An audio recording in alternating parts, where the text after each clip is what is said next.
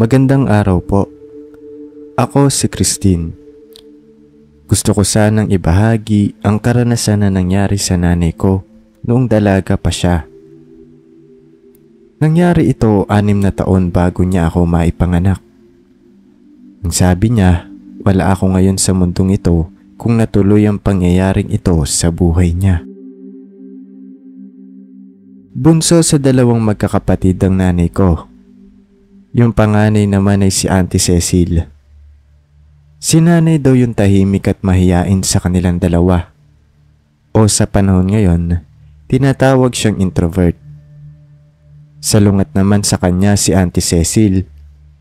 Palakaibigan daw ito at malakas ang loob. Nung mga bata sila, wala silang ibang nakakasama. Lumaki kasi silang hindi nakilala ang mga pinsan at yung mga kamag-anak nila sa father side. Nakatira din sila noon sa Visayas kung saan lumaki ang ama nila. Gaya ng iba, hindi din perpekto ang pamilya nila. Lumaki naman silang magkakasundo sa isa't isa. Yun nga lang naging palaisipan sa 2 magkapatid kung bakit malayo sila sa mga kamag-anak nila. Nakatira din sila noon sa liblib na lugar, sa tabi ng bukid at walang kapitbahay. Tsaka lang nalaman ni nanay ang dahilan nung tumanda siya at nagkaisip. Lumayo daw kasi ang loob ng ama niya sa mga kapatid niya. Di umano, bata pa lang sila, minamaliit na siya ng mga ito. At dahil na rin siguro siya ang unang nagkaanak sa kanila noon. Doon lang nalaman ni nanay na lahat pala ng ginagawa ng ama niya ay para patunayan sa kanila na mali sila ng inaakala sa kanya. Kaya noong 7 taong gulang siya, nag-ibang bansa daw ito at doon nakaluwag-luwag sila sa buhay.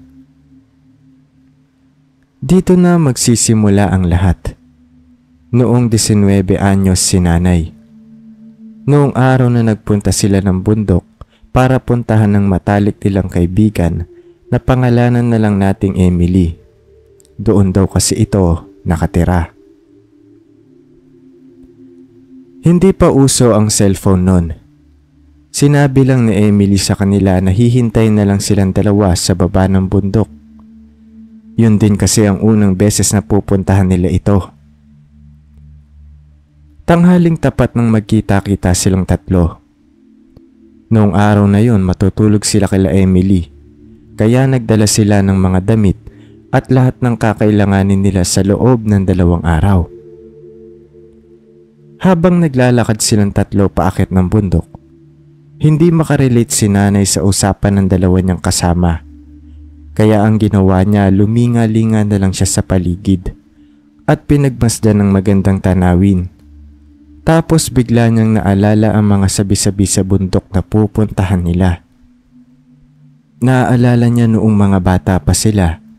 May isang kwento noon tungkol sa 2 batang lalaking naligaw sa bundok na yon. At isa lang ang nakalabas ng buhay.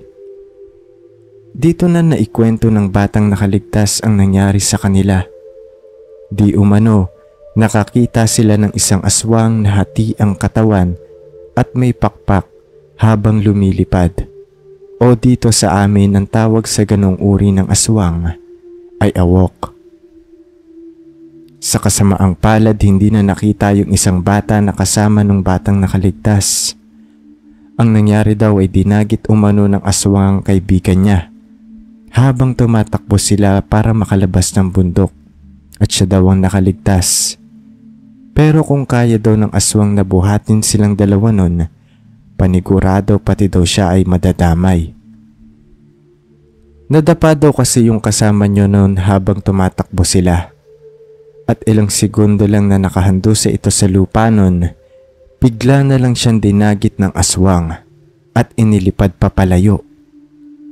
Rinig na rinig pa daw niya ang sigaw ng kaibigan niya habang naglalaho yun dahil pataas ng pataas ang lipad nila. Hindi na daw siya lumingon ng mga oras na yon. Baka pati siya ay madapa din. Ang nasa isip lang niya ng mga oras na yon ay tumakbo ng mabilis para makalabas ng bundok. Dumaan daw siya noon sa maraming puno kung saan hindi siya kayang dagitin ng aswang. Yun daw kasi ang pagkakamali nila nun. Kasi noong hinahabol sila ng aswang, nasa daan sila kung saan walang mga puno. Kung naisip sana nila ng maaga na dumaan sa mapunong lugar, nakaligtas sana ang kaibigan niya. Nang mga oras na yun habang nakatingin sa paligid si nanay, hindi siya makapaniwala na maraming kwento sa bundok na yun tungkol sa mga aswang. Na kesyo pinamumugaran daw ng mga aswang yun kasi liblib at mahirap puntahan. Pero ng mga oras na yun, para sa kanya, mukha namang normal ang lugar. Wala namang pinagkaiba yun sa lugar nila sa baba. May mga tao pa nga silang nakakasalubong at nginingitian sila. Parang hindi naman delikado doon. Kasi kung may aswang man na umatake sa iyo doon, makikita kayo agad kasi maraming tao at sasakyan na dumadaan.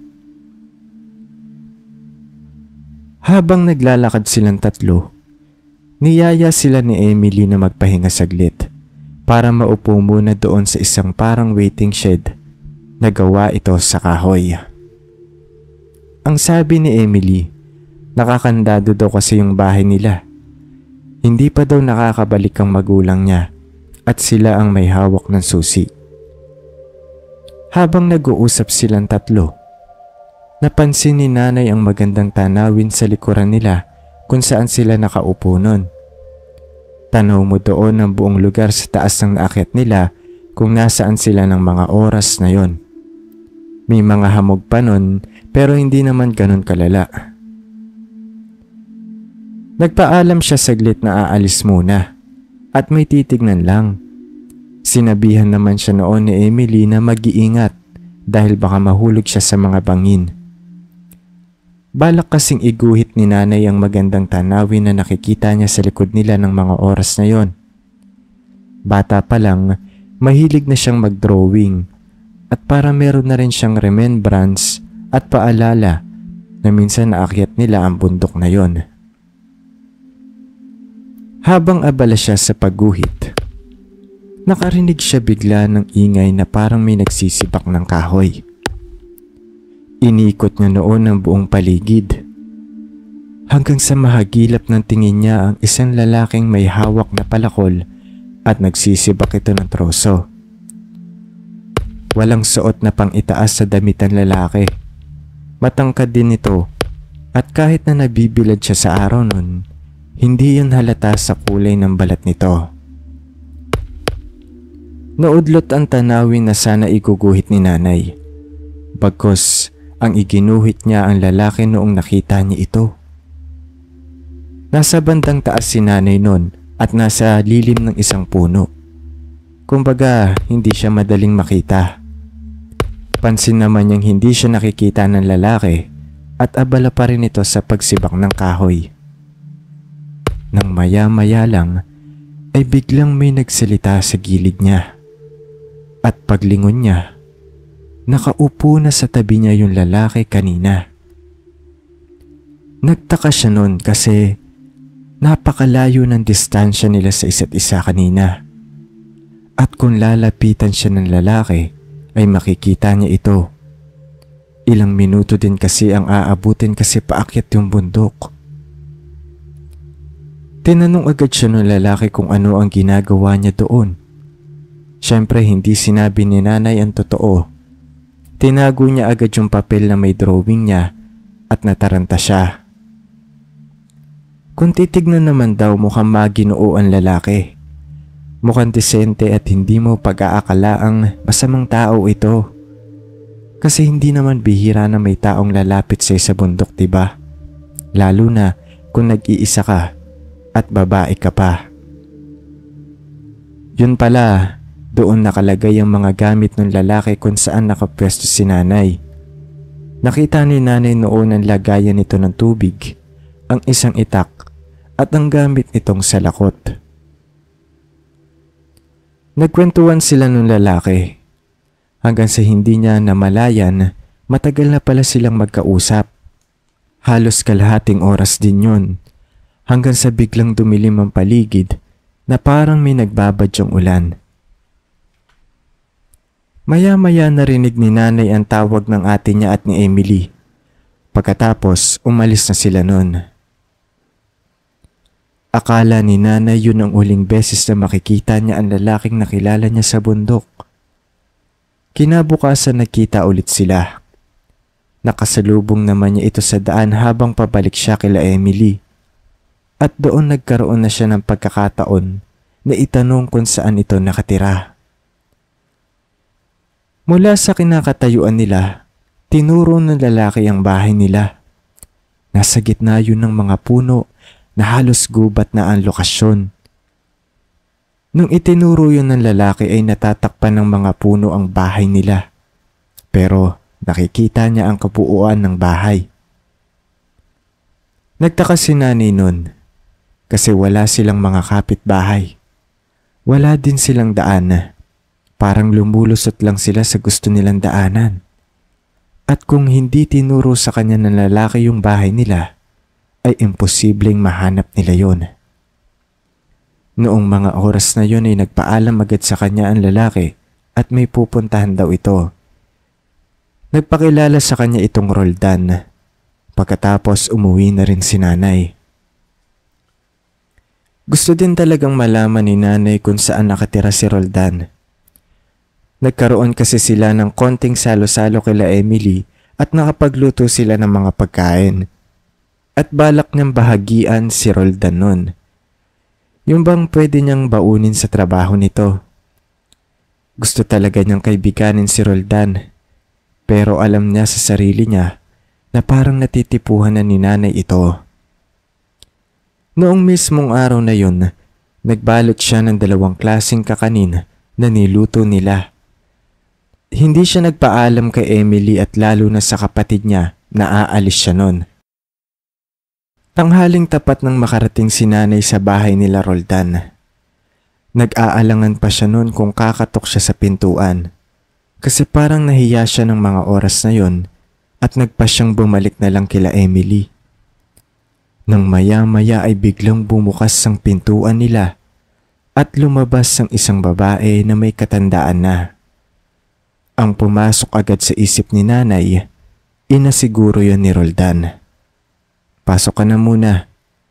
Sabi nito at wala nang nagawa si nanay ng mga oras na yon at pumasok siya sa loob ng bahay. Pagkapasok niya ay pinaupo siya ng babae. Naghintay ng ilang sandali doon si nanay dahil pumunta ang babae sa kusina. Nang maya-maya ay nakaamoy ng kakaibang amoy si nanay. Amoy daw yun ng nasusunog na langis. Bigla daw siyang nahilo nun at hindi niya namamalayan na unti-unting bumabagsak ang mata niya. Hanggang sa mawalan daw siya ng malay. Nagising na lang daw si nanay noon na nasa isang kwarto na siya. Nakatali na ang kamay at paa niya at may takip din siya sa bibig. Yung bang siguradong hindi siya makakatakas at makakagawa ng ingay. Isa lang ang pumasok sa isip ni nanay noong mga oras na yon. Nasa huling hantungan na siya ng buhay niya. Kapag nandun ka daw sa sitwasyon na yon, tatanggapin mo na lang daw ang kapalaran mo at magpapaubaya ka na lang. Kasi daw nakakarinig siya noon ng mga kaliskis ng kutsilyo na parang hinahasa ito. At may usok din daw nun at naririnig niyang pinapakulo ang tubig yon. Ilang sandali narinig ni nanay na nagbukas ang pinto at may pumasok.